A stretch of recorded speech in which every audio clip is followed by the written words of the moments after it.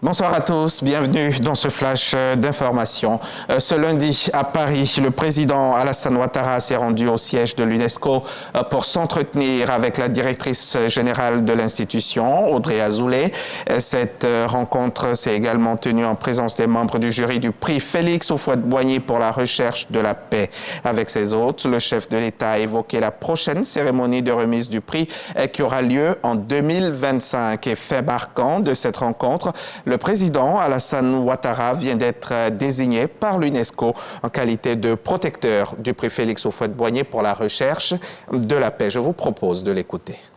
Le prix Félix Houphouët-Boigny est un prix important pour nous, pour la paix, surtout en ce moment, avec toutes les crises que nous vivons un peu partout dans le monde, que ce soit en Afrique, au Moyen-Orient, en Europe, en Asie. Et je dois dire que nous sommes très fiers d'avoir cette opportunité d'être présents ce matin.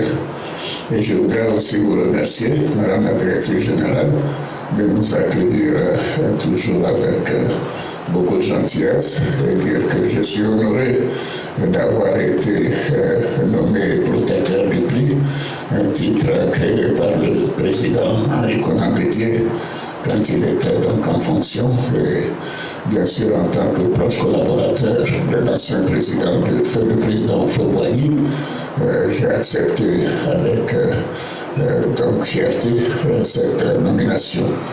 Et nous continuerons de soutenir le prix comme nous l'avons fait par le passé et de faire en sorte que ce prix que l'UNESCO a bien voulu accepter continue d'avoir le rayonnement que nous connaissons. Du côté de l'Allemagne, toujours sur le continent européen, le Premier ministre Robert Mambé-Begré prend part ces 7 et 8 octobre à la Hamburg Sustainability Conference ou la conférence de Hambourg sur la durabilité.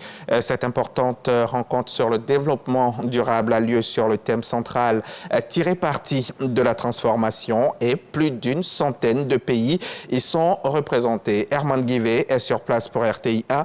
Son compte rendu à suivre dans le 20h. Décidément, les éléphants de Côte d'Ivoire imbattables au foot depuis quelque temps. Après le sacre continental à la dernière CAN, les éléphants maracaniers viennent de remporter hier soir la toute première édition de la Coupe du Monde de Maracana qui s'est déroulée à Abidjan du 27 septembre au 6 octobre.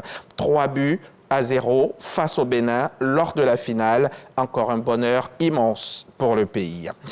Au Mali, le week-end a été chargé sur le plan sécuritaire. La colonne de l'armée malienne et de Wagner a poursuivi sa route vers Tinzaouaten, près de la frontière algérienne. L'armée malienne a également mené le 5 octobre dans cette même zone des frappes contre des groupes armés terroristes. Des sources locales confirment plutôt une bavure au cours de laquelle 7 civils ont été tués. Enfin, le JNIM, lié à Al-Qaïda, a revendiqué le 6 octobre 3 attaques contre des camps militaires à Gao, Tombouctou et Ber. Et dans la nuit de samedi à dimanche, ce sont des frappes de drones de l'armée malienne qui ont visé une colonne de véhicules terroristes selon un communiqué de l'armée qui se félicite de l'avoir détruite.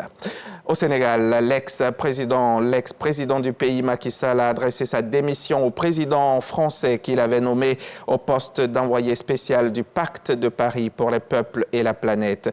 6 mois après la fin de son deuxième mandat, l'ancien chef de l'État sénégalais est de retour en politique pour les législatives anticipées du 17 novembre 2024. Une démission pour se consacrer pleinement donc à ces législatives pour lesquelles il a été investi tête de liste de la coalition d'opposition Taku Wallu. Et voilà pour ce Flash Info, on se retrouve tout à l'heure à 20h.